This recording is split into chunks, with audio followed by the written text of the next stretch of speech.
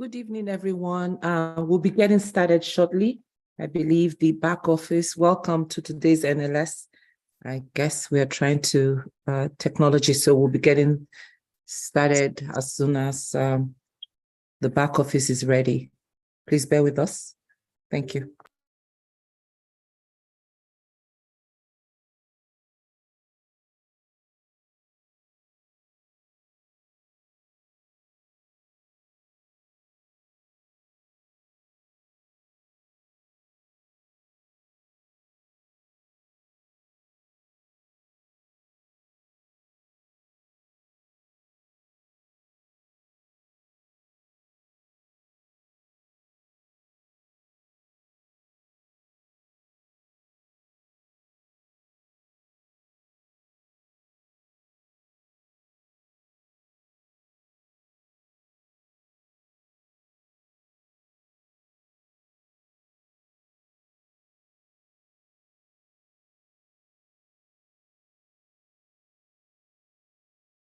While we wait, I'm going to go ahead and play the Nigerian national anthem one more time. And thank you.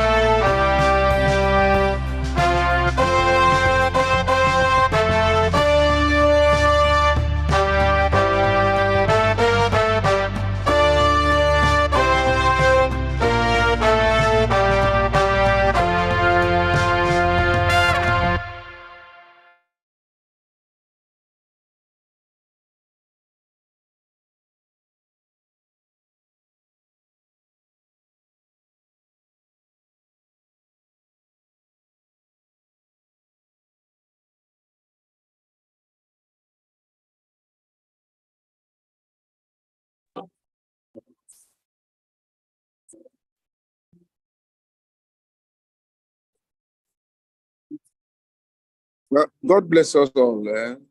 I'm sorry I'm not able to be physically on board today. I have something I have to do. But our speaker today is my Aburo. We grew up together, Mr. Sadia Adeyemi. And it turned out to be my in-law, a very nice in-law. Now he's here with us talking about water and the economics of water in Nigeria. So please, Soji, I'm sure you do us a very interesting package today where we look forward to turning Nigeria around. Sonny, Jumoke, over to you. God bless you.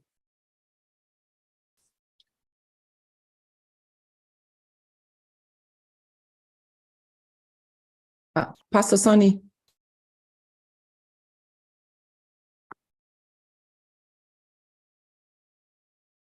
Okay. Welcome.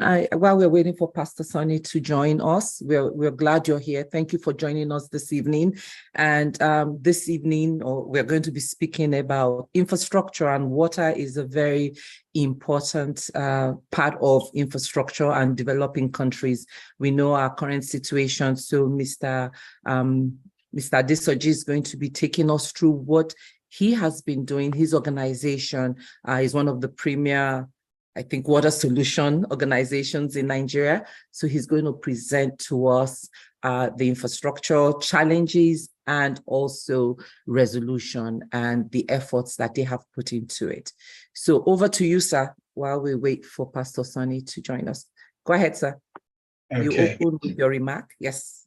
Okay. Good evening, everybody. My name is Engineer Soji Adeyemi. I'm the Managing Director of Consedem Associates. I've been a water resource engineer for over 33 years, and I believe I've contributed my own quota towards the development of water resources in Nigeria. Can everybody hear me clearly? Yes, we can hear you and see you. Yes. Okay, great. Yeah, so I've worked in every state in Nigeria, in every single area. My area of specialty basically is in water supply, irrigation, wastewater, but we're going to talk largely about water resources for this particular program. And my job essentially is to just bring everybody abreast as to the water resource situation in Nigeria and how we can maximize our water resources. Ironically, Nigeria has probably the best water resource on the continent. We have the third longest river, and that's the River Niger that passes through Nigeria, as well as the River Benue, and a host of other rivers in 8 littoral basins, as well as 8 littoral basins. The amount of water that we have, I mean, it's so enormous that you would try to imagine why we have challenges in water supply and also why we have challenges in irrigation. And my point essentially is, despite the fact that the federal and state governments have spent trillions of naira, trying to provide adequate water supply and irrigation for the country, nothing much has worked. I will highlight a couple of challenges that we have and why we are where we are today. The most important challenge we have is an institutional challenge.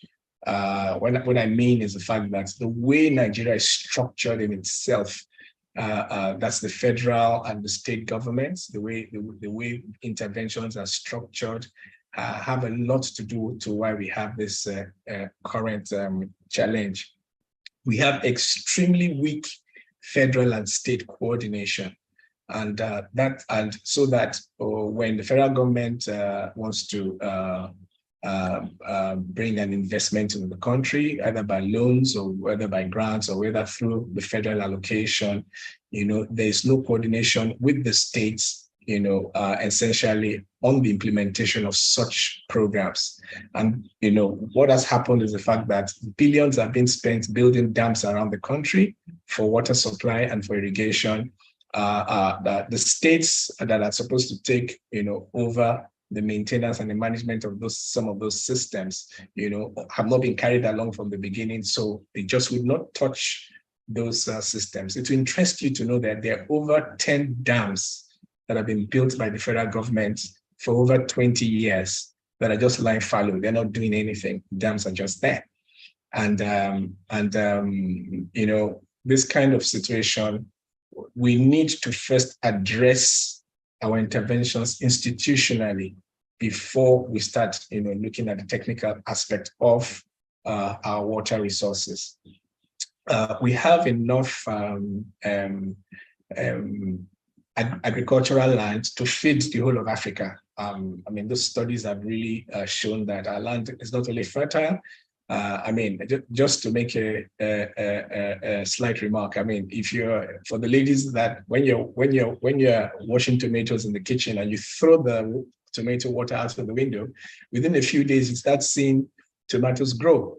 That is how fertile our land is. And it's very, very sad that we've not been able to maximize, our water resources. I'll just give you a few examples. I'm working extensively on the River Ogun catchment. We have extensive reports where 12,000 hectares of land have been earmarked for irrigation. This report is over 30 years old. And it will interest you, out of the 12,000 hectares, despite billions that have been spent, only 800 hectares have been successfully, completed out of 12,000. So that gives you an idea. That's over the last 30 years. So that gives you an idea of how poor the implementation of the program is. The River Ogun, as it were, was designed to have some dams, which was supposed to mitigate flooding in the Lagos area. I think 3 dams were supposed to be built. Only one has been built. That's the one on the River Onyon. So that's the reason why Lagos is still experiencing a lot of flooding. And when you really look at it, if all the irrigation schemes were operational, for example, I'm just giving that as an example, a lot of the water that is flooding Lagos would actually be, used for irrigation, which would obviously enhance the water resource potential of the whole country. I'm just giving that as an example. Another area of weakness in maximizing our water resources is the application of what they call integrated water resource management. I'll give a small definition of what that is for the lay people who are watching this program. Integrated water resource management just simply means first identifying this water resource and then successfully allocating that resource to the various areas of human endeavor. For example, if you have a flow of water coming from a particular stream, integrated water resource is able to identify that which is used for irrigation or for water supply, for sanitation, along the course of the river. And then part of what integrated resource management does is the fact that if you have an industry upstream, polluting the river, the people downstream suffer as a result of the pollution that is happening upstream. So what integrated water resource management does is that all stakeholders, within that catchment are able to sit down and they're able to properly plan how the water resource is going to be utilized. So the lack of integrated water resource management across the whole country is also another reason why we are not really maximizing our water resource potential. Just to give you an example, Lagos State, for example, wants to spend billions on flood mitigation measures. Meanwhile, if they are talking to the other states or your state or those states who are up north, investing in, for example, one of those dams, of course, in conjunction with the federal government, will help to be able to reduce, instead of them having spending the money trying to try to stop the flood, by putting the investment upstream, they were better able to manage that resource.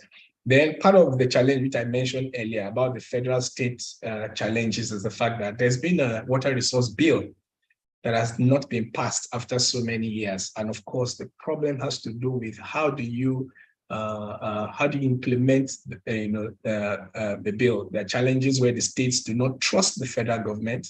The federal government is probably putting too much power on the water resources in the country. So it's a case of who manages what, who owns what. So those are the kind of things. And that's why I mentioned the fact that we need to first sort out the water resource management institutionally before we start doing the physical investments, because we go through the same cycle year in, year out, year in, year out. I'll give you a second example. The dam in Cameroon, which some of you probably have heard about, the Lagdo Dam, has an annual release, and that annual release is always causing so much devastation, here in Nigeria. Ironically, when the studies showed that they were going to construct that dam, on the Nigerian side, there was supposed to have been a coffer dam, a similar dam built to be able to hold the water and release it gently into the River Benue. That dam was never built. So you can understand that's one of the reasons why, perennially we're going to be having this flooding problem every time the dam water in the Lagdo Dam is released. Just the same as the Oyon River in Ogun State, the flooding also in Lagos. So it's a cycle that we keep going through year in and year out. So first of all, Nigeria needs what they call an integrated water resource management plan. A plan that will involve both the partnership between maybe the federal government, the state government, and all stakeholders, on the water resources of the country.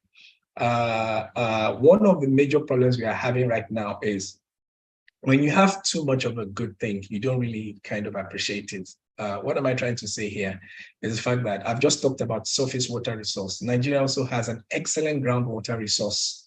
And part of the problem right now is majority of us now extract water, our groundwater resource. Nobody has any idea of what is happening, down there.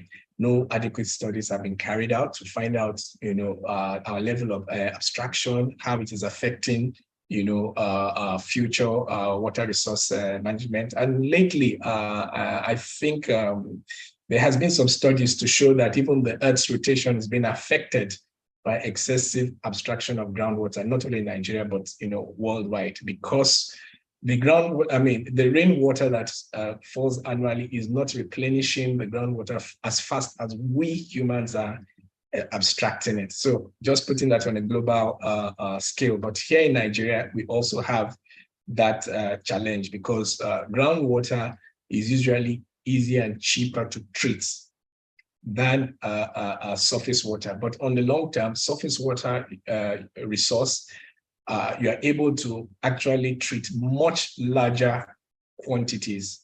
So this is the difference between our groundwater resource and our surface water resources. So in conclusion, what I just want to add basically is the fact that we have, as a nation, need to first identify our water resource. How much of it do we have? We don't even know,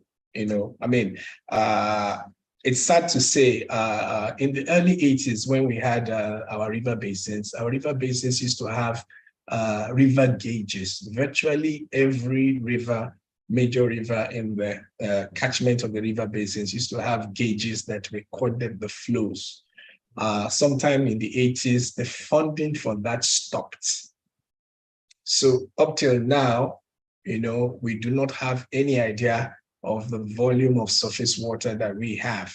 And that it's already a really big red flag, because it's from there you can plan, on the catchment, you can plan, what you want to do along those areas. Then secondly, one other major problem we've had is when we're building all the dams for our irrigation systems, especially, our fossil fuels used to be very cheap, and we relied a lot on pumping, pumping of water. We relied so much on that. Now that has become very, very expensive. So most of our irrigation systems are completely unsustainable because they cannot afford, the costs, the high cost of diesel, for example, to power the pumps that pump into the into irrigation farms. So part of what also needs to be done nationwide is for us to actually identify by natural topography, areas that can be irrigated without, pumps, so that those areas will be earmarked under the land use for, future irrigation areas. I mean, they're scattered all over the country. They occur based on the topography of the areas. There are many, many areas that you can actually identify those things. And once you do that, with the initial investment completed, year in, year out, through gravity flows, many areas of the country can actually receive adequate water for irrigation during the dry season, without having to pump. And that should be identified, and that can remarkably increase the land mass that is being utilized for irrigation. That is one of the things that we've also observed with our, in our practice. We are doing that currently in Ogun State right now for the Ogun Transformation Project, identifying areas that we would require, little or no pumping. You just raise the height of the water and it's able to serve the areas, especially during the dry season.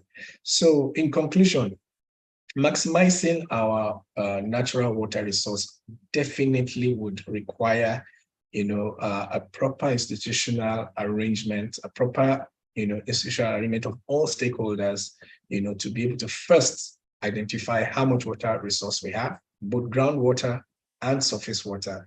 Then secondly, come up with a proper framework on the utilization of, our water resource. Before I conclude, I don't know if I'm allowed to share a screen. Yes, you are. You are able to share a screen as co-host. Please go ahead. Okay, I just want to show everyone something in the Lagos area. I'm coming. Yes. Let's see.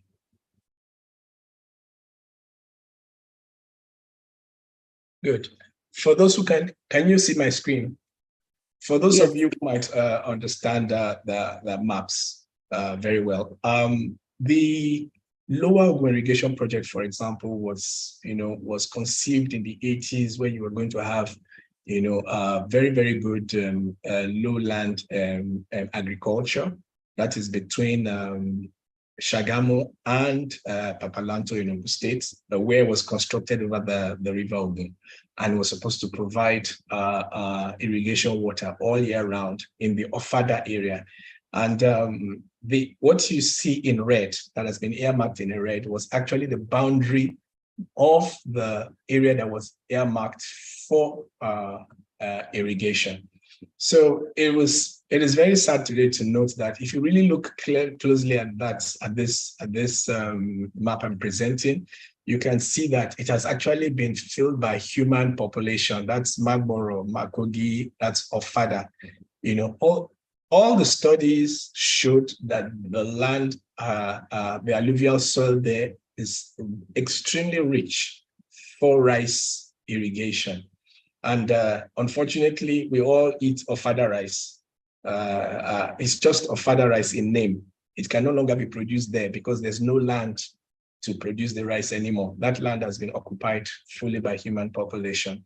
So this just shows an example of how we have not been able to utilize, our water resource, because now the land that is supposed to be very rich for agriculture, that's supposed to provide agriculture, has been used, for human settlements. So this is part of what we are talking about when we talk about having a proper integrated water resource management system in place, because it's the state government that allocates land, but the project was being handled by the federal government. So if there had been adequate collaboration between the federal and the states, that land would have been separated and identified, for agriculture, and the state would have kept its population away from, that land.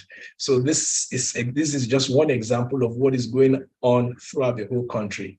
We must identify, adequate land use for the water resources that we have in the country. So thank you very much. I'm available for your questions and comments.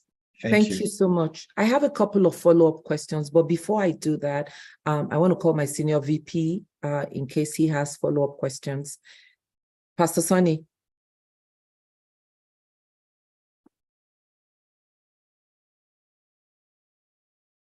Okay. Thank you. And I started to write notes because this is one of the things that I'm really interested in, especially with, and you mentioned the Lagodo Dam that affected communities and actually wiped agricultural sections as well.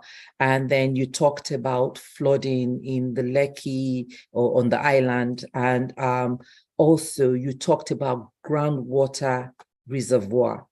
So let me start with the dams. There are 10 dams built by the federal government you mentioned. Yeah, they are up to. I'm sorry? I said they're up to. Up to around the country. Okay. Okay. So it could be more than that. And then these dams, there is weak coordination between the federal and state. And if with that weak coordination, we are at risk of some of these dams, faulty dams, and also flooding. Can you address how maybe on the local level, we can start to build coordination, or how we can begin to address some of this risk that are impending from some of these dams? Do we have studies on the conditions of the dams? Are the dams maintained? What are the cycles of the dams? If you can just kind of educate us a little bit on that. Okay. So all intents and purposes, the dams are still in the purview of the federal government or the federal agencies, and I believe they're being well funded. And to what I know, most of those dams are technically sound. Both the design and the construction of those dams are technically sound.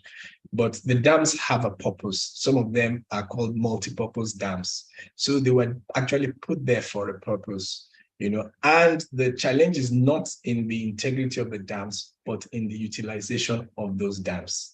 So that's the point I'm trying to make. Those dams have been, it's an investment. Billions of naira have been spent, but there are no returns on that investment because the dams are just there and they're not serving the purposes that they're supposed to serve. So if they're underutilized, what's the maintenance culture of those dams? If they are not being effectively used for what they were designed for, then how is the federal government maintaining or managing those dams?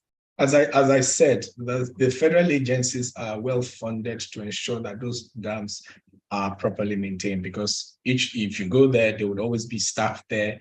Their funding is ensured, because when you have a dam, essentially what the dam's job is to do is to retain water, and that water is supposed to be used for something.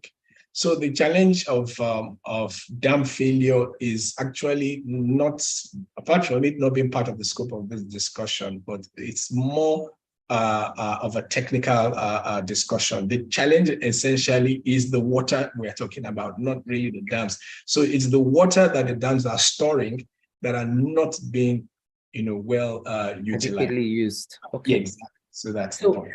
My second point, Anna, is the groundwater reservoir. Everybody has a borehole. Yes.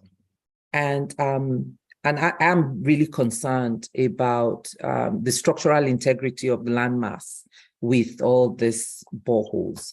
And as laymen, as citizens that, we don't have a central water system in the country. So we just resort to digging up a hole behind our back in our backyard and pulling up and trying to get water. Can you speak a little bit about how that can be more managed? You talked about the water resource, the integrated water resource management across the nation. How does this individual boreholes that we have in our backyard, how can it be integrated into the system? Is it possible? Yes. Yeah. Thank you very much.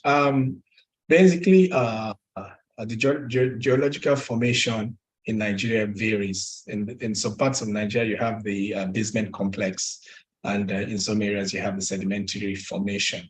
The issue of lands sliding and everything is actually a very minimum risk. A much higher risk is the pollution of that groundwater, because the water quality, as we abstract without probably maintaining our boreholes. So over a longer period, a lot of that water gets contaminated, and the water quality of the groundwater, reduces to a point that it starts to become extremely dangerous to use. Part of the challenge we have is the fact that that has not happened yet, and that's one of the reasons why everybody is just using the water. In some parts of Lagos, what happens is the fact that when you're abstracting the water, it's replaced with seawater brackish. So that's why you have saltwater intrusion in many parts of Lagos today as a result of abstraction of groundwater. So therefore, it now becomes very, very difficult to use the water because of its quality. Throughout the Lekki axis, you would identify that has already happened, and definitely the water quality in Lekki is virtually unusable without extreme treatment. And on the long term, it's how can I put it? It's not very economical, and that's why, as I said, if we have a proper framework in place, that framework would also empower by legislation the Lagos Water Corporation or any water agency providing water services to the communities to ensure that once those water services are being provided, it now becomes illegal for you to be able to maintain your borehole in those areas where those services are provided. That cannot be done without legislation. And that's why I'm emphasizing on having a proper institutional framework. It's not going to happen all over Nigeria at once, but if it's piloted and it starts, working very well, then that can be expanded, over the areas of the city, and eventually it can be expanded statewide and also nationwide. Because most of the states are actually in charge of water supply, and most of them don't even have adequate laws that can actually cover water supply provision. And states don't even have the capacity funding to be able to provide water for everyone. So definitely you would need private sector investment at some point. You need some support at some point. But if the state water law has not been enacted to be able to encourage that form of participation, no private investor will be willing to come in, because definitely in that situation, you must have a regulator in that state. You must also have adequate implementation of that bill or that law in that state. Yeah, I'm not going to hog this too much. I have just two more follow-up questions, and then we'll see if Pastor Sonny is in. You talked about this institutional arrangement. Who is going to bell the cat? Who is going to initiate this much needed working group that will come up with this framework for the nation? Okay. First of all, the Federal Ministry of Water Resources is in charge of the water resources nationwide, and definitely they would have to take charge of that. They've been doing their best, but however, there's still, for example, the water policy was first done, I think, in 2000. I mean, some of my colleagues can remind me. It has not been reviewed over the last 23 years, and it's now, really due for review. So once the water policy is reviewed and all stakeholders, both federal and state, sit down together, that policy would actually, be the framework for the National Water Resources Bill, would also be the framework for which the states can also domesticate that bill, so that everybody, is abreast, as to how the water resources is going to be managed. So it's really the purview of the Federal Ministry, of water resources. And there must be some transparency between the federal actors and the state actors, because it's that lack of trust. That's one of the things that has actually hindered the bill up till now. Thank you. Does this Federal Ministry of Water Resources, do they have the technical expertise? Are they in collaboration with maybe National Society of Engineers to review this framework? Do you know, or is this something that maybe civil society organizations can come together and collaborate on? We have like an infrastructure committee, and part of what that committee is doing is reviewing some of the resources, infrastructure bills or plans that we have, which are very old. So I just wanted to get an understanding if that's an area where we can help advocate or support the effort of the Federal Ministry of Water Resources. Yeah, the water agencies, the Federal Ministry of Water Resources, as well as a lot of state agencies, have received a lot of support from external support agencies. And I mean, to my knowledge, any ESA will be willing to, support the process on the proviso that there's a willingness to implement, bring about the required change. And when that policy is being developed, all stakeholders, including NGOs, are definitely very relevant in trying to make sure that all stakeholders are adequately represented and ensuring that everyone actually has a say, in ensuring that a robust policy is eventually developed. Then with respect to the river basins, I just saw a note there, and I just want to quickly say something about it because it is related. The river basin authorities were created more on political lines. So that was where the challenge was. Now, some support has been made, and the country has actually been split into littoral basins. And I've always argued that there must be an improved framework to ensure that those river basins follow the natural littoral basins that the country has been divided into, rather than the political structure that remains. So that is one of the reasons why I kept talking about the federal state collaboration, because essentially, if a river basin is covering a river basin authority is covering some certain states, meanwhile the littoral basin where the water is being provided, is yet in another state, then an adequate integrated water resource management plan would not be sufficient, because they are supposed to drive the process, in conjunction with their parent agency, which is the Federal Ministry of Water Resources. Thank you. Thank you. One last question on this maximizing our national water resources is using Lagos. Bar Beach doesn't exist anymore. It's all been reclaimed.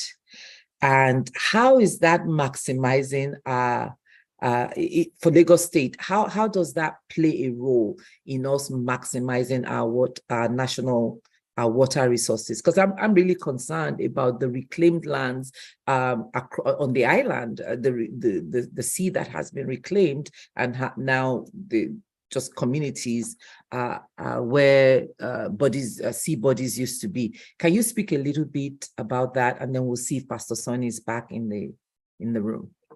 Okay.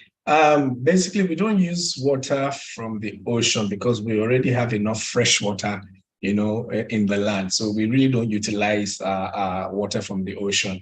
The challenge with the water on the ocean is more of a climate change issue, rather than a water resource issue, because part of what is happening is that Bar Beach that has been reclaimed, ensures that the natural forces, the tidal waves are diverted elsewhere. So if you notice, Bar Beach may have been reclaimed, but the forces of the waves are moving towards the, towards the Ibrahim Adesanya area. So you notice that more erosion is taking place on that side.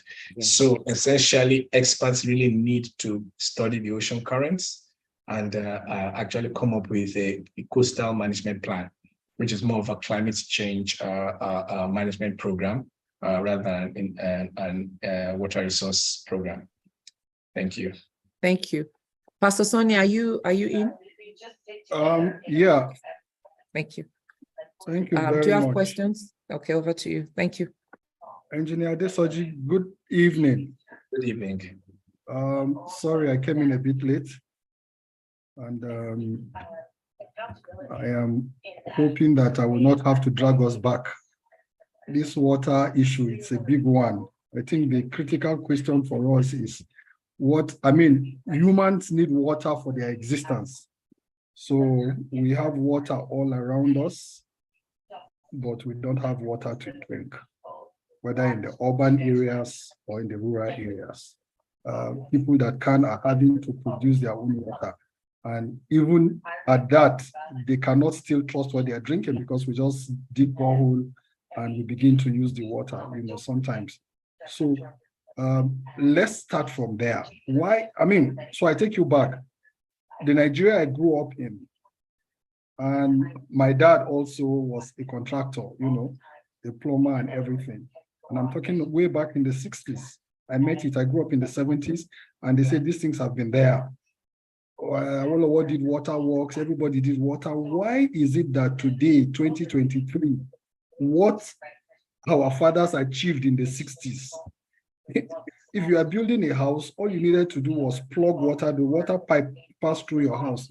And I remember some 15, 20 years ago, World Bank was doing a water project all over Lagos, all over Nigeria. What has become of that project as well? Why don't we have water in our houses today? Okay. In my response to that, I'm going to be a little bit harsh. Yes, go ahead. First, I've heard that so many times, but we need. Sorry, I'm being distracted by some noise. Okay, no problem. Go ahead. Okay, we need to understand something. In 1963, our population was only about 37 million. Today, our population is 200 million. So if we were really good planners, right from 1963, we should have planned our water supply up till today to be able to provide for 200 million people. So why we used to have water in the 60s and 70s and we don't have water today is simply because we're still using the same systems that were supposed to provide water for 37 million people to provide water for 200 million people. That is what is happening in a nutshell. That's the first thing. The second issue is this. There's a very, very popular belief that water supply should be free, simply because in those days, people were paying next to nothing. I always say this. Water may be free, but treated water is not free. Treated water comes at a cost. Part of the reasons why we are where we are today is simply because that cost is not being met. So that is exactly why I kept saying from the beginning of this program that we need to first start with an institutional baseline. We should ask ourselves, how much is this water going to cost? That's the first question we should ask ourselves. Okay, if we know this is the amount of how much the water is going to cost, the next question is going to ask is, who is going to pay for it? Are we going to get the customers to fully pay for it? Are we going to get the government to fully pay for it, or somewhere or the other between the customer and the government, it will be fully paid for?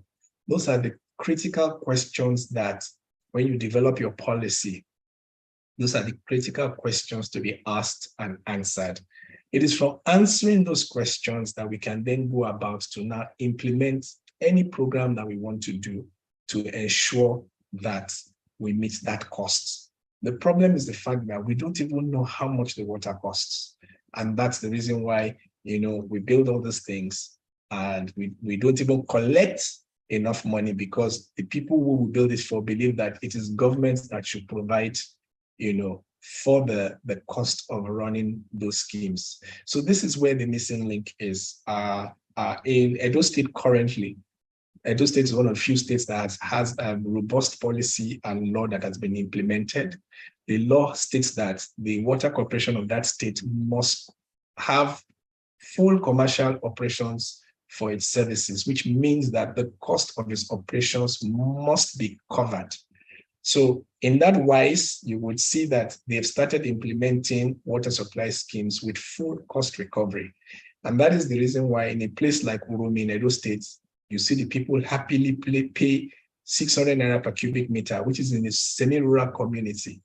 Meanwhile, the people in Lagos and the Lekki or in the main Lagos area complain that the tariff of 200 naira per cubic meter is too much.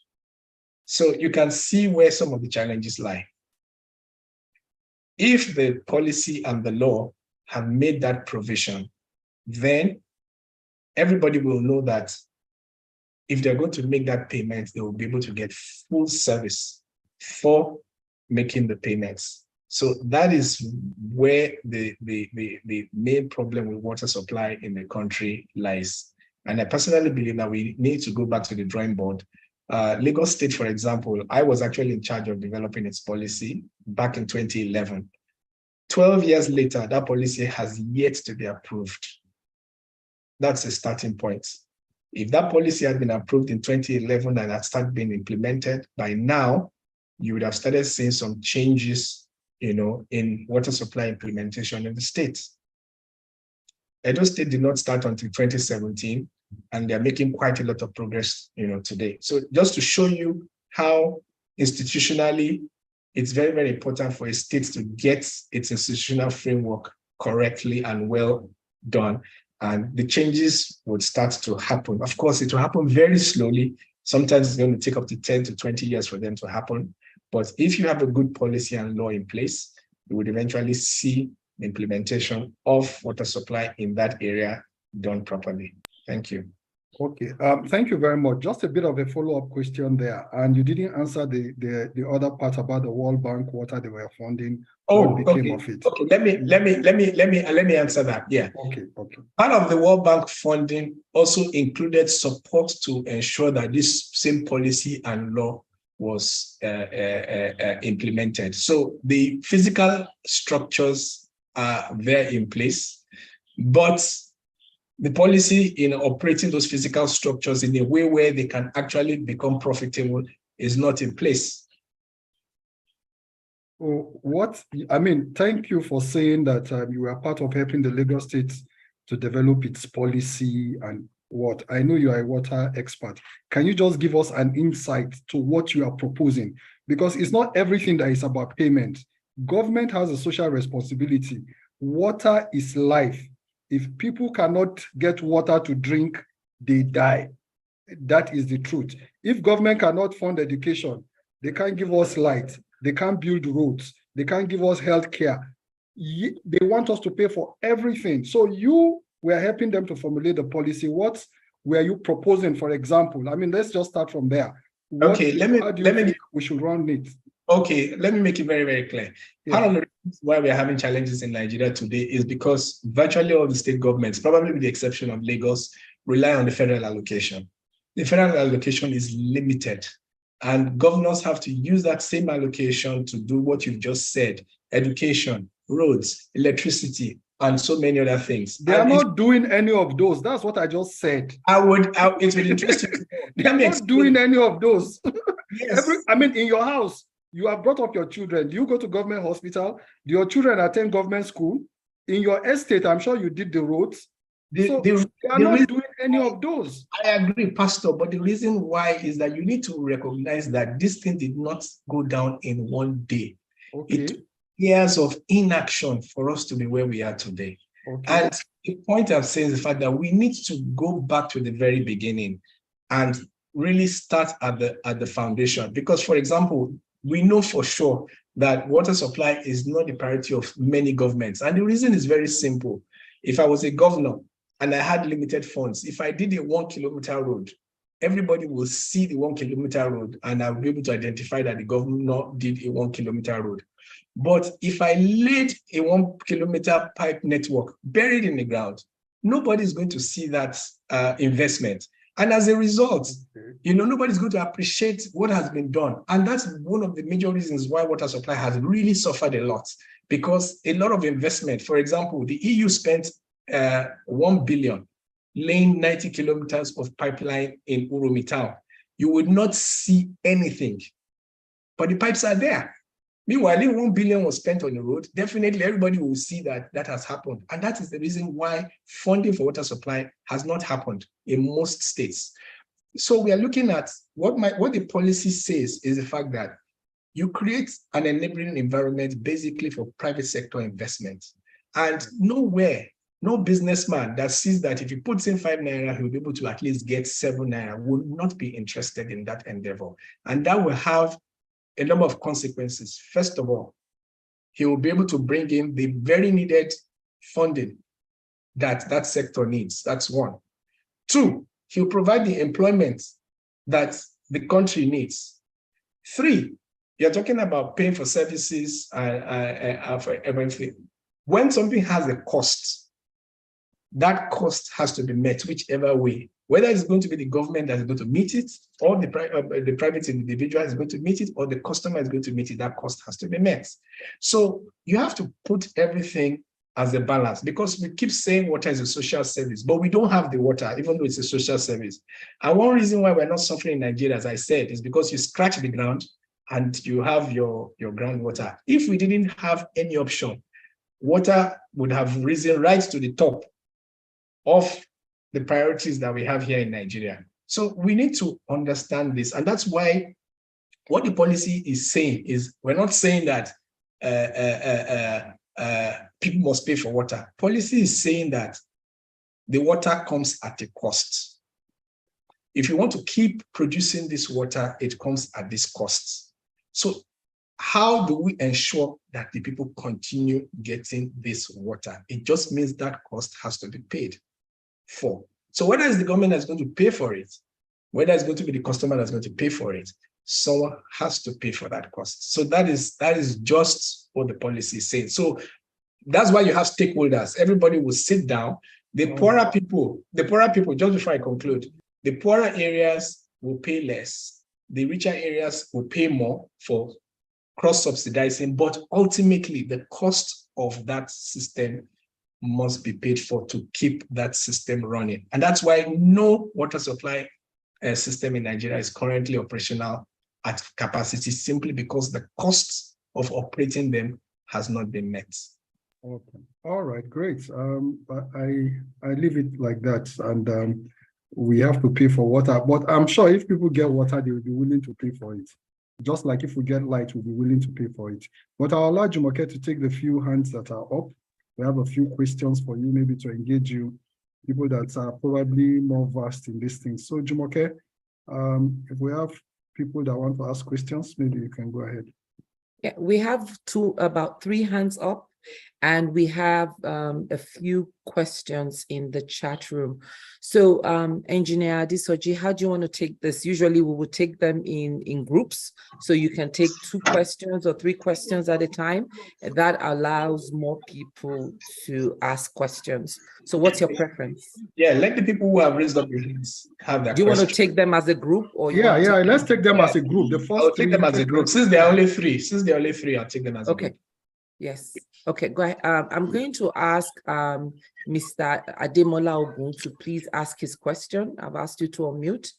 And yes. Yes, thank you. It's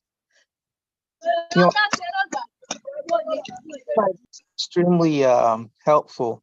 I was kind of perplexed in my hometown, whereby the World Bank had pretty much put water project in place, and soon after, a couple of years thereafter, it was non-existent.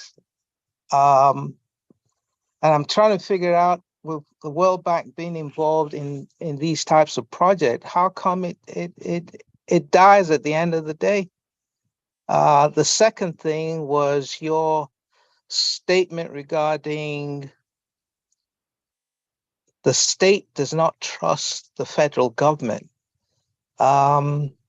from a holistic standpoint for the interest of the citizenry, why is that an impediment to getting adequate water supply in the communities? That's all I needed to inquire about. Thank you. Thank Okay. you. We're going to take the next one. Oluwatomilayo Onofo, welcome. Please go ahead with your question. I've asked you to unmute. Yeah, good afternoon, everyone.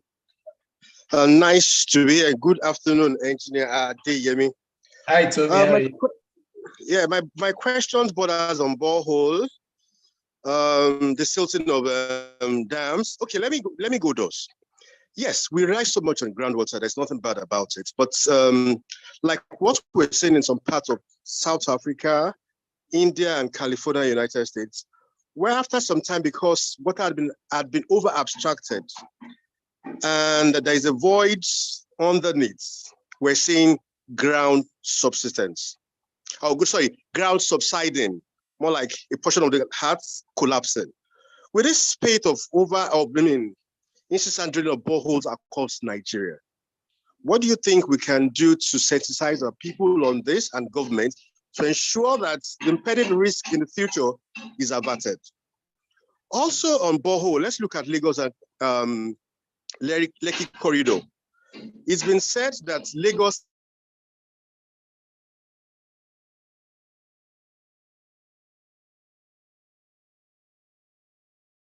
this Okay. one change. Hello. Yeah, your audio went out there for a Hello? second. Yeah. Yeah, we can hear you. Okay, Please make it brief. my second question is can you hear me now? Yes, Yeah, we can you summarize your questions, please? If you could summarize your first question and your second question so that Engineer Adesoji takes note of those questions. Okay, my second question, I said it's been predicted that Lagos will be submerged by 2050. And three things has been attributed to likely cause. Ocean level, because everybody is abstracting so much water from the ocean. Also the melting ice and the temperature. What do you think, or what advice would you have for Lagos government to stem this? Also, I think that's enough. I think we can get water use, electricity, recreational. Most of these dams, since their commissioning, had not been desilted. Let's take Oyo Dam that is close to us. It's been said that it has a potential capacity of about 270 million cubic meter. Since commissioning in the 80s or early 80s by President Shagari, the dam has not for once been desilted. Are we saying we still have that water bank there? If not, what do you think we can do? Or to Okay. with climate change? Thank you. You cut in and out quite a bit, so I don't know if I have a grasp of got what it. to say. I have a grasp of what to Thank say you. now. The next person, please, so Okay. we can make progress. We are going to take Mr. Benjamin. Please Hello? go ahead. No, we're going to take Bolu on now. No, Bolu. Bolu, please go ahead with your question. Thank you. Okay, good evening, Engineer Soji. Thanks for the thorough presentation. My name is Bolu Onobolu. I'm the president of the Network of Female Professionals in Washington, Nigeria. I have two questions. The first one is the issue of sustainability. You know, how big a factor is that in the fact that is it 1/3 of Nigerians don't have access to basic water supply? The issue of sustainability, you know, related to operation and maintenance of water supply infrastructure from the rural to the urban water sector. My second question is, you had talked about integrated water resources management. And I would like you to link it to the issue of the drinking water quality, where 70% of Nigerians drink water that is contaminated at source.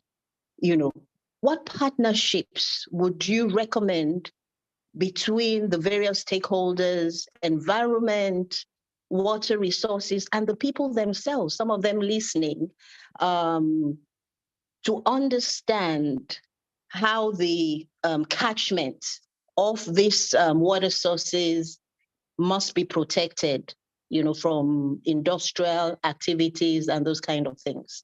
Those are my two questions. Thank you. Thank you. If you could take those three, and then we'll take the next set, sir. Okay, thank you very much. Yeah. Concerning the system that was built in your community, I'm still going back to what I said earlier on about having a proper institutional framework in place.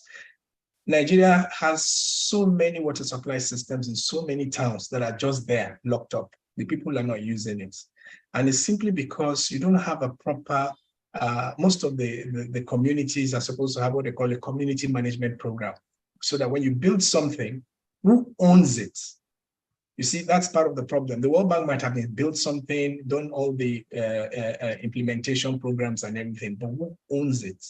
The people will sit back and expect the government to operate it so that they can use it. But most of the time, that does not happen because the government is spread too thin. It cannot reach all the communities. And that is the reason why the national water policy, which has been domesticated in some states, say that when you're providing water to a small town or community, you have to implement the community management program, where you have a water consumer association in that community that you train, you build, and for them to be able to manage the system when the system has been completed.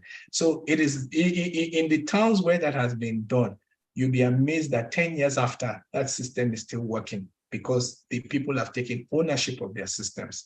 But most of the time, when you put in a system in a town or in a community and nobody takes ownership of it, that system fails. That has been the situation. So it's not as a lack of technical capacity or a lack of provision of that water, but it's been a lack of a proper institutional framework on how that water is being managed.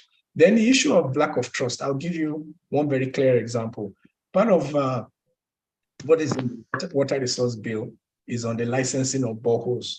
The federal government is insisting that they must be in charge of licensing of boreholes, but they do not have the manpower, nor do they have the capacity or the ability to come all the way from Abuja and go to all the states to be able to ensure the licensing of boreholes. It's supposed to be the purview of the states. So that's part of where, if you have a policy that is not very well thought through, that's where you have some of the challenges. So that's where the issue of trust is. Now, when you have a river passing more than one state, the federal government says, okay, they want to take ownership of that river simply because of the challenges that might happen, along the states. But they won't take full responsibility of the activities on the states or on the river course, because the activities happening on the river course happen at the state level. So that's one of the reasons why the issue of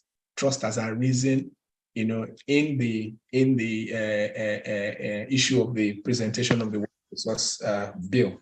Then coming to Tony about the issue of the boreholes subsidence.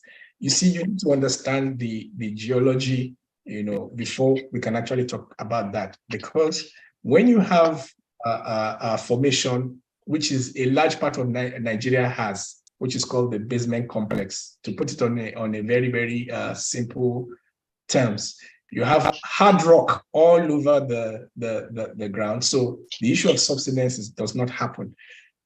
Boreholes in those areas only come out from when you have cracks in the rock where you abstract water.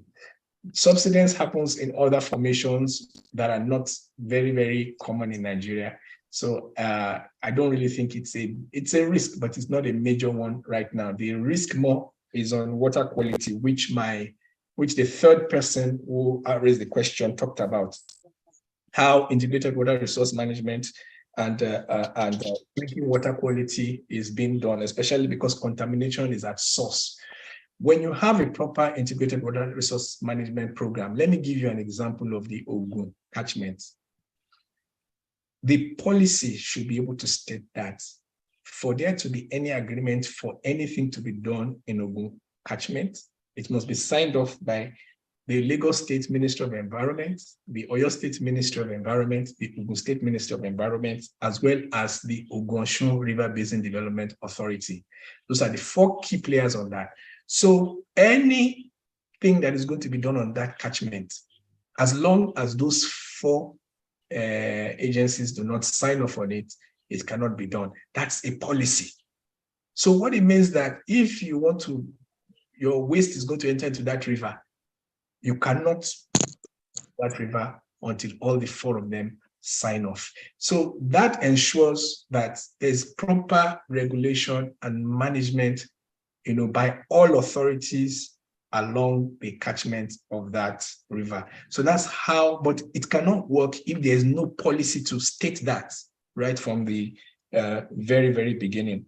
And the second question that Mrs. Bolu Onobolu raised was about sustainability, because 1/3 of Nigerians, as she rightly pointed out, do not have access to, safe water, safe drinking water. I'd stated this earlier on, that when schemes are being planned, nobody right from the beginning does what they call a proper economic analysis of that scheme, simply because most water supply schemes were planned more as social services, but they were never to be sustainable because they were not designed as such. I'll give you an example. Even as a much younger engineer, when we used to design our water projects, we used to just design them. I wanted to show myself as a good engineer. I just used to design, big things and everything. Today, when we are going to design a scheme, we come from the cost components. How much does this thing, is it going to cost the people? And we need to make the people know, even before we start building, that this is how much this thing is going to cost. How are we going to pay for it? Once that question is answered, then sustainability will not be an issue on the majority of our projects. Thank you. I think I've answered all these questions. Yeah, thank you. We have 2 more hands up, and I'll add 1 more question from me and then read some questions from the group chat. So Mr. Benjamin, please go ahead and ask your question. And if you could just keep it to the question, we would appreciate that. Engineer, can you hear me? Yes. Yes, we can hear you.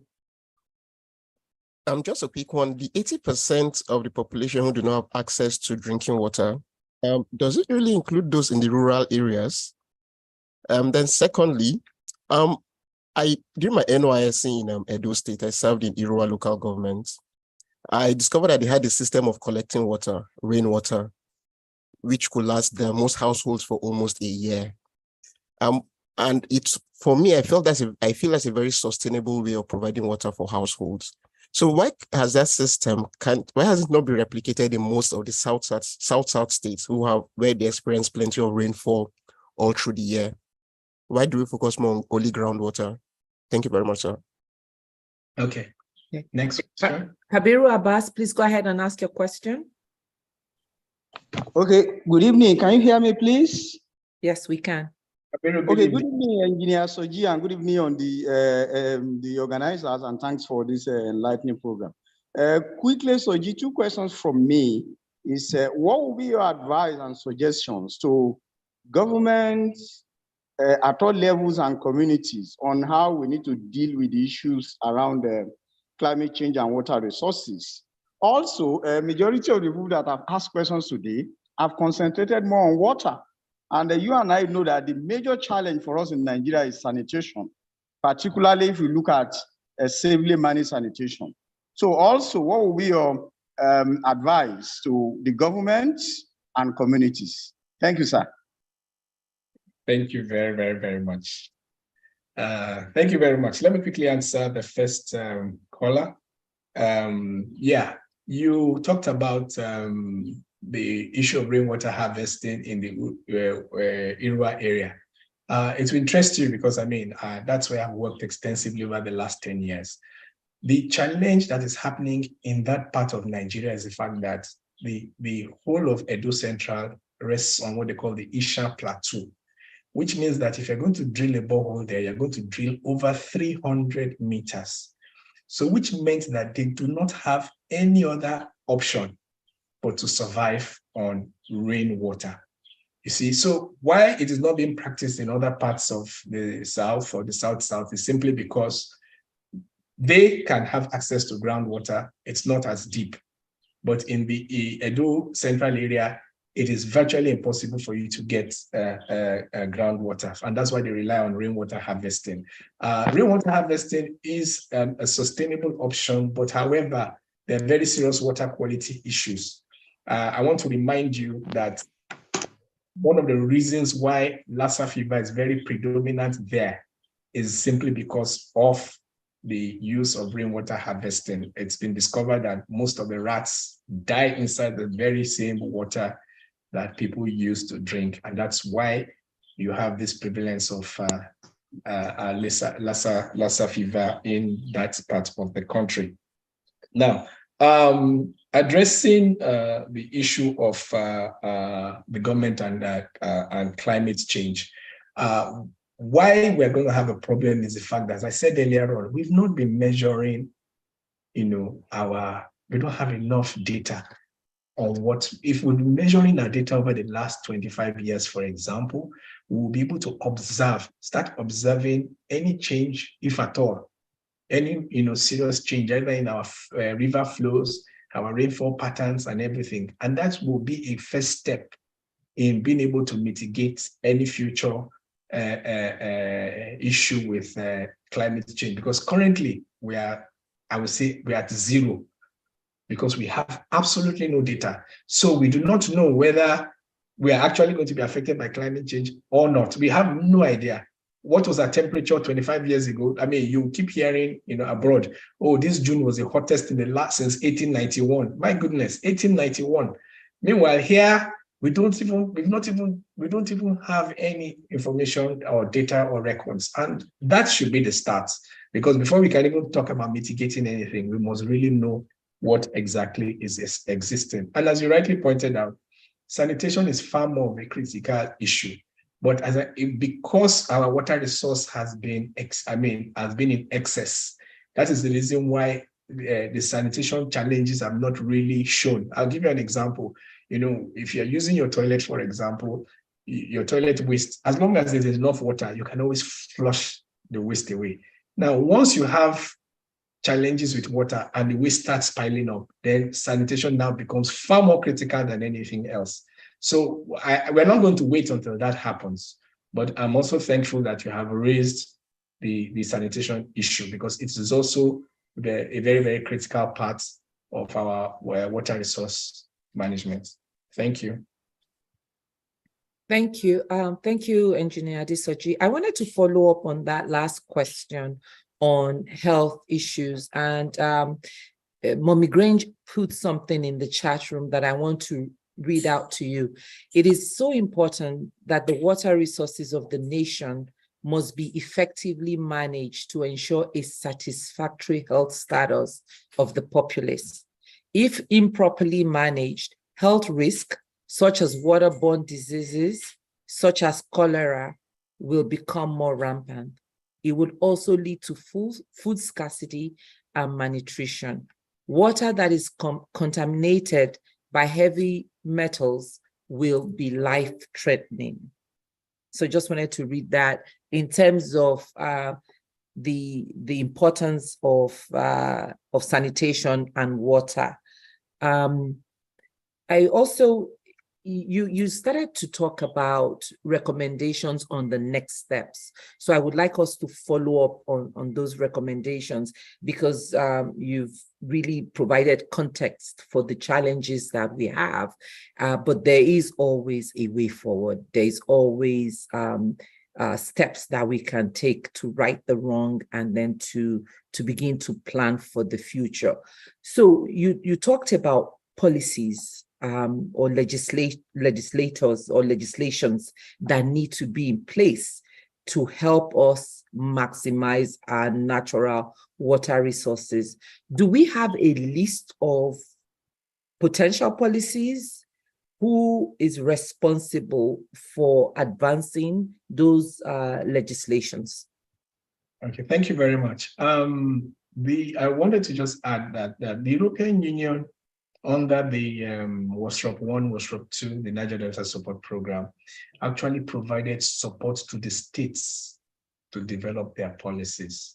The intention was to ensure that all the 36 states will have their own water policies. For example, the water policy in a state like Borno or Jigawa will be definitely very different from the water policy in a state like Delta or in Rivers State because of the water resource availability management and so forth.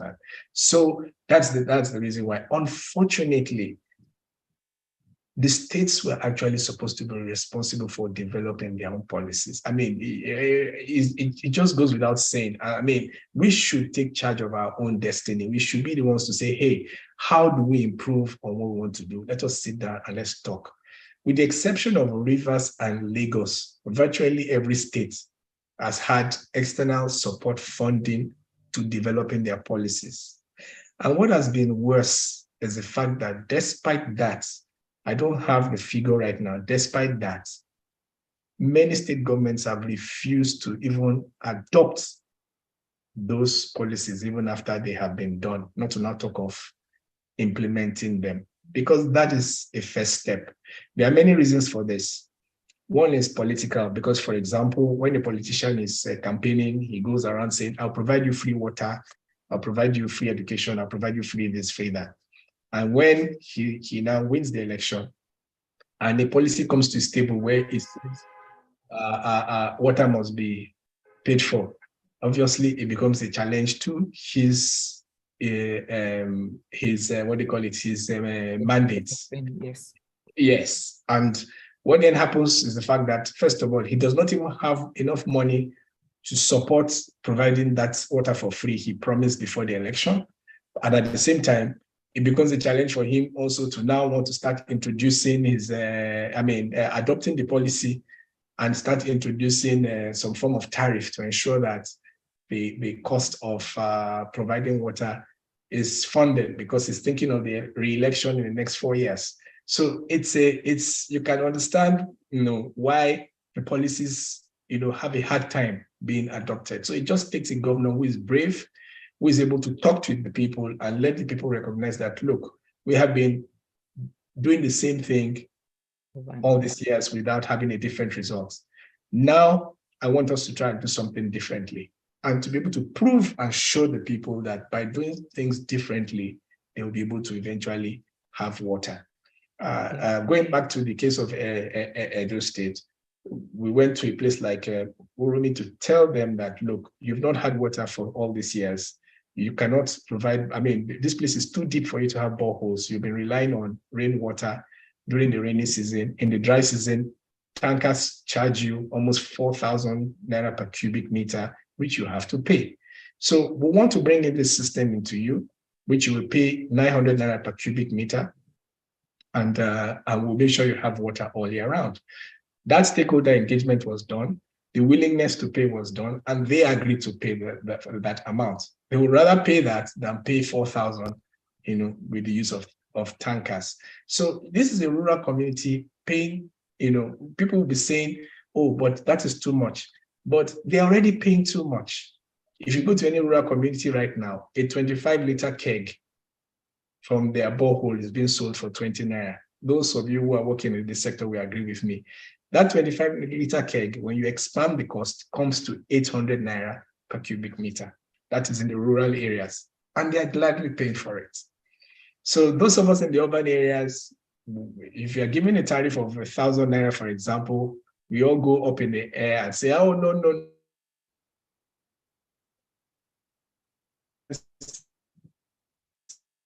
We're losing you. I'm not sure if it's your bandwidth. Is it me? Okay. Engineer Adesoji.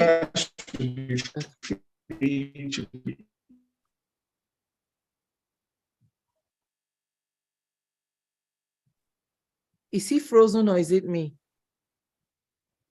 He's frozen. Okay, that's what I thought. Okay.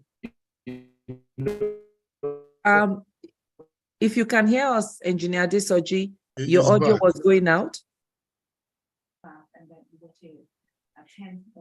Maybe he can go out and come in again. Yeah, or maybe turn off your video. Let me see if we can turn off his video to make it easier for him to. Yeah, he's gone out and he's coming. So we have two more questions. We have two more hands up.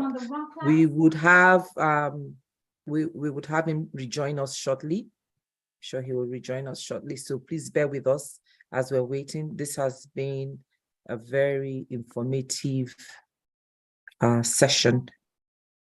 And I also just want everyone to know, if you are interested in joining our infrastructure committee who is working on these things, please put your name and phone number in the chat room.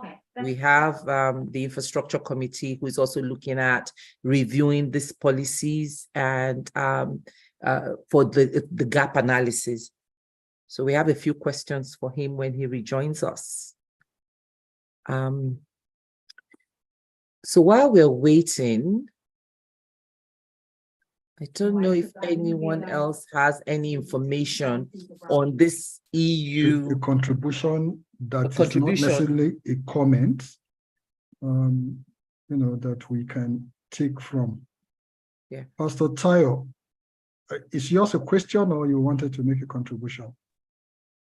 It's a mix of a question and mixed of a question and a contribution.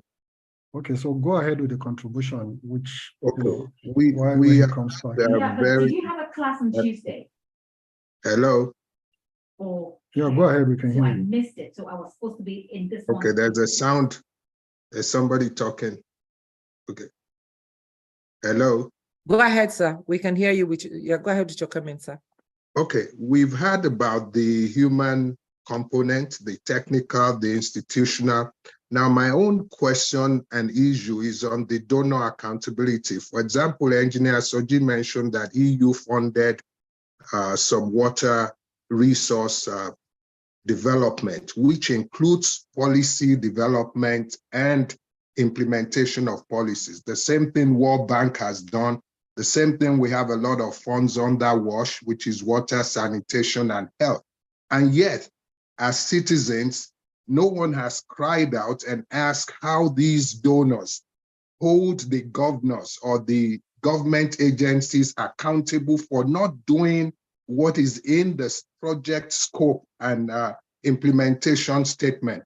And then we come into another series of a financial year, and these same funders keep funding and extending the funding. So I think for us, and we're talking about citizens empowerment, we need to hold development partners who are funding these projects and are saying that whether it's governors, whether it's local government, whether it's federal ministers, are not fulfilling the respective objectives that need to be accomplished in the project. So I would like to know, like I said from Engineer Soji, why are we still recycling from one funder donor to another without holding the implementers for which they signed the agreement for the funding accountable for not implementing the policies?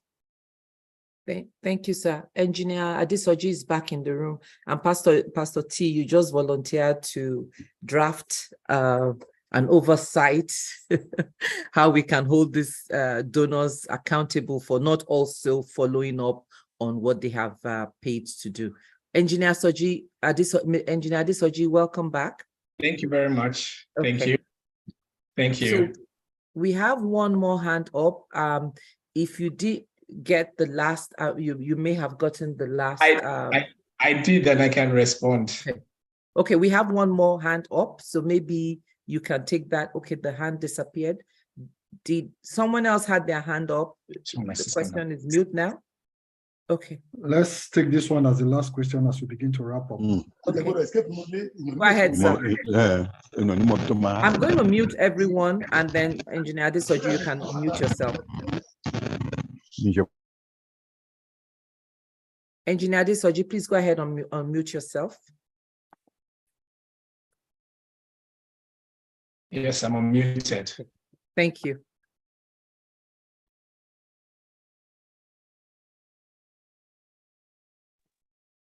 Can you respond to that question, sir?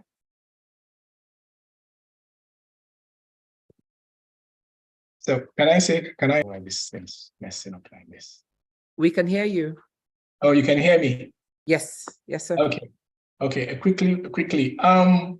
The problem is actually not with the external support agencies because they're usually bilateral agreements signed, which means the agency is going to have its own deliveries, while the recipient or beneficiary state or federal agency is also going to have its own agreements. I can tell you 9.5 out of 10, the states are the ones that have always reneged on their agreements. I'll give you an example. When during the Niger Delta Support Program, which I worked with, the states were supposed to provide 30% of the funding for the projects, while the external support agencies were supposed to provide 70%, and they were grants. They were not loans. You know, it's a different thing if it's a loan. It was a grant, and it took almost 2 years before one of the 5 states, which was Delta State and ultimately Edo State, making their counterpart provisions. All they just needed to do was to provide 30% of the funding, and the 70% was available. And it will interest you that over the course of the program, many of the states did not meet up their own parts of the agreement, which they signed up on. The ceremony was done, they signed that they would do 1, 2, 3, 4, 5 things, which ultimately they did not do. So on many, for many of the support agencies, you know, they would have done their own part of their agreements, you know, before, because that's why it's called a bilateral agreement. Unfortunately, most of the problem stems from, you know, our own side, the way we, you know, do business. Most of those states, once the money is not coming directly into the state coffers, they don't show a lot of interest in the programs because the funding goes directly, you know, either to the beneficiaries or goes directly to the contractors who are implementing on behalf of the beneficiaries. Thank you. Yeah, and if I could just follow up on Pastor T's point, which is these external funding agencies, they should have status and progress updates. And are they also enabling corruption by not holding some of the states accountable?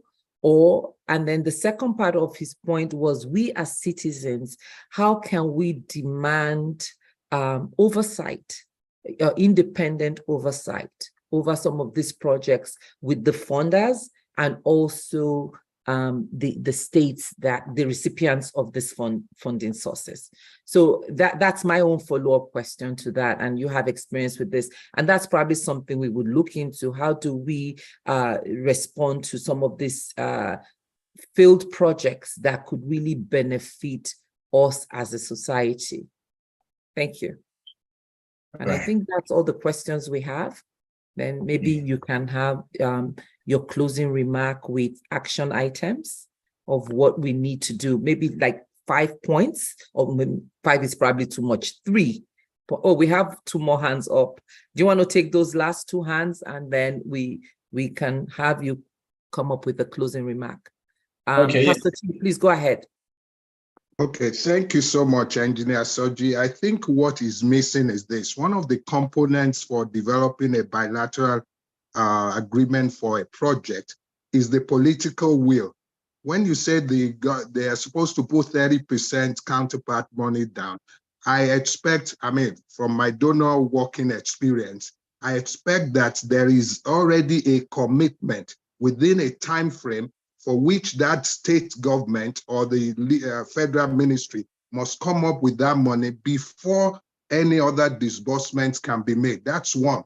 2, even when they come up with the 30% and then the money flows, we don't get proper monitoring and evaluation from the donor to demonstrate to us an open and transparent manner of implementing this project. So I can tell you we have over close to about $3 billion in water funding. There's actually a water alliance that private sectors are also involved, like Coca-Cola. And yet we don't see the substantial improvement and results in all the monies that are being allocated. Okay. Thank you, Pastor T. We have one more. OPPO, can you please state your name before you ask your question, because you're in as a device? If you don't mind telling us who you are before you ask your question. Hi, my name is Edith Ofure. I'm calling from Lagos. Thank you for the presentation. It's actually really important, interesting for me. I'm from ECOMA and recently been looking at how to implement a water development project just for myself and my community. So my question actually is, how do we are there people we can contact, to help us with this? I mean, not so much for funds, but the technology and the expertise, because I contacted somebody at ECOMA State University, and the kind of money they were talking about was really, really high and put me off. And they were thinking of using systems like used for exploration, oil exploration for sourcing the water. So so I would really be pleased if you can help me to link up with the expertise that you have, available for this. Thank you. All right, thank you. Answer the last caller first, because I'm directly involved with what is actually happening in EPOMA. If you go to the State Ministry of Water Resources, my firm has already completed the full design of the water system for the EPOMA area, which I'm sure would include your community. It has been done it has been done with private sector investment management and returns in mind. It was funded directly by the Edo State government, and it includes about 6 other projects within Edo State. So if you go to the State Ministry of Water Resources, you will get all the details. And I'm very sure when you check the records, your community is obviously likely to also benefit from that. Thank you. Then Thank you. Answer Mr. Fagberu's question. Under the Niger Delta Support Program, which I can speak of because I was one of the managers of that fund, what happened was we're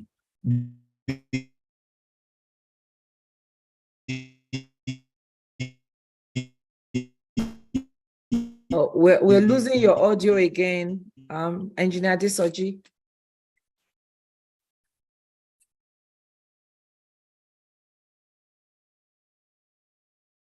Is it me or is it his audio? The EU funding was. Can you hear me? We can hear you now. Yes, you went out there for a minute.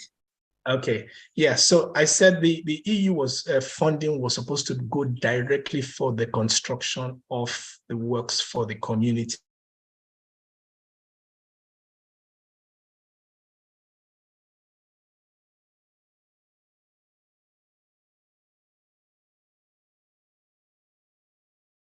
So the telecom network issues is another discussion we need to have. How do we fix this network issues? We can't hear you again. Pastor Lu, please, can you let him know that we've lost his audio? His audio is actually frozen. We'll call him now. Okay, thank you, sir.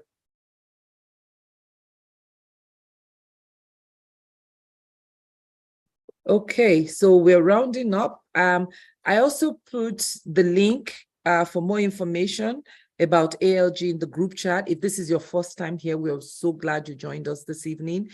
This happens every Thursday, 5 p.m. and different thought leaders school us on nation building and different sectors. So Engineer Adesoji is here on maximizing our national water resources. So please go ahead and complete the form in the link. We will definitely send you more information if you want to be engaged with ALG. As I mentioned, we have an infrastructure committee that is looking at some of working on these recommendations and policies. Last week, we had our economy, energy, and Environmental Committee, in partnership with the United Nations, present challenges and resolutions with SDG goals. So there is a lot we as citizens can really do to be engaged. We can't leave it to just the government. We are part of the government, and it is for us. We have a responsibility in building our nation. So please be involved. We welcome everyone to be involved. This is a collaborative platform, and it is for making Nigeria great again. And so please go ahead and fill that form, and we'll look forward to engaging you while we're waiting for Ms. Engineer Adesoji to join us. And if he doesn't, we'll probably follow up with him on practical next steps. He said he will join back in a minute now. Okay.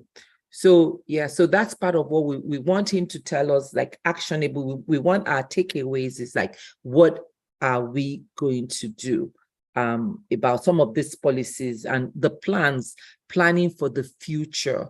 If they had done that in the 60s, if they had projected where we would be in 2023, maybe we wouldn't have a crisis with water supply. But we can start from where we are today, and it's going to take all of us to be involved. Thank you to all the engineers that are here. There's work for you to do, and so we welcome your collaboration as well. Go ahead, Engineer Soji. We are glad you're back. Okay, yes, I have to sign it. I had to sign it on another device so quickly before this one also goes off. Yeah.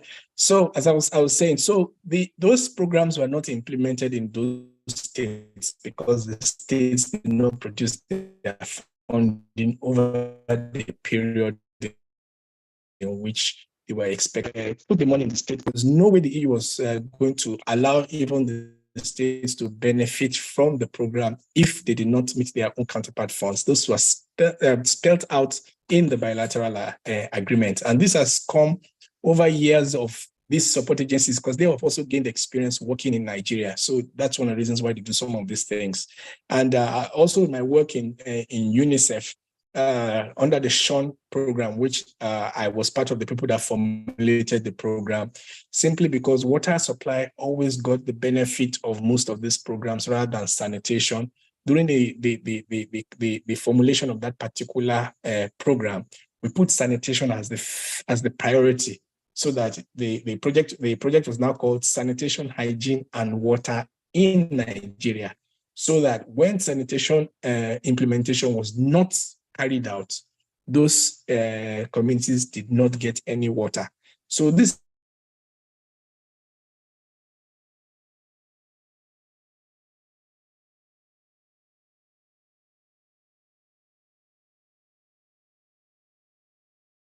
okay. He froze again, but we'll follow up with him and publish I think we should just close. Yeah, so we'll follow up with him and publish his recommendations on the next steps, because we are very interested in those next steps. So it will be easier for us to send that message to everyone. And I'm interested in the policies. I'm interested in this agreement with EU. Maybe something we can look at, and how do we review it to make sure that external funding sources that are trying to help develop our communities can get the cooperation and collaboration they need from states and from us as citizens. So Senior VP, if you have any other comments, please go ahead. Otherwise, we'll just thank everyone. If you want to close. Thank you, sir. Okay, great. Thank you very much, Jumoke. I want to really appreciate Engineer Adeyemi Adesoji for throwing some light into this water issue. I think it's a big work for us. If we had water in the 60s, in the 70s, and most of the 80s, when I was growing up, it behoves on the planners and people like Engineer Adeyemi and all the engineers that are on the platform are actually in that space and should be in the forefront of pushing policies that will help us with this, either by coming up with draft legislation that we can send to the National Assembly or to the various state assembly, and then we can see how we can do that. Because if we need legislation to do this, then they should be in the forefront because they know, they have expertise in this area. Like you rightly said, Jumoke, we are a large umbrella that is ready to welcome as many people, different expertise in different areas where we can push these policies. So we'll be very happy to collaborate with those on this platform that are interested in this particular endeavor to see how we can push either a legislation through the National Assembly or engaging the various state governments to do what they can, because water is very necessary, and in most parts of the country is non-existent. Everybody is providing their own water, and I commend the effort that Adeyemi and his crew are making in Edo State. I hope other states can engage them to spread it around. The issue is not about payment. If people get water, they will pay. I think the thing is government wants to collect money before they provide the service. If we get the service, people will pay. And I don't know, this is my experience with Nigerians. If you say they are already paying more and you are ready to give them the water, they are ready to pay. So whatever it is that we can do, let us get involved. I want to thank all those that have joined today. You've had the conversation, you've known what's happening in your own sphere. Let's all join hands to push this water project higher than where it is today. I want to thank you all for coming on the platform today. Look forward to seeing you again same time next Thursday. God bless everyone. Thank you. Thank you. Have a good evening. Thank you. Yeah. And the link is in the chat room, so please go ahead. If you don't see the link, you can drop your email address or your phone number, and someone will get back to you. Thank you very much, everybody. Thank you. Okay. I really appreciate it. Thank you. Thank you. Thank you. Thank We you. appreciate. Thank you, engineer. Engineer, I would like to connect with you. I think I'll get your number from Olu, and then we'll talk. Thank you very much, Engineer Adeyemi. It was really a rewarding experience for me. Thanks. Yes. Thank you. Thank you. Thank you, sir. Learned quite a bit, and would also be following up with you on the next steps.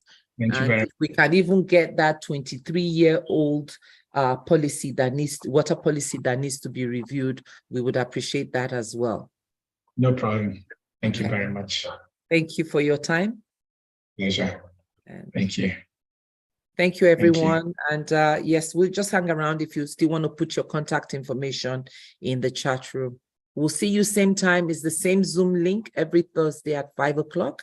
And we'll have someone else speak on another very important topic on nation building. So have a good evening. Thank you, and God bless. Bless you all. Have a wonderful evening. Thank you. Bye-bye. Bye.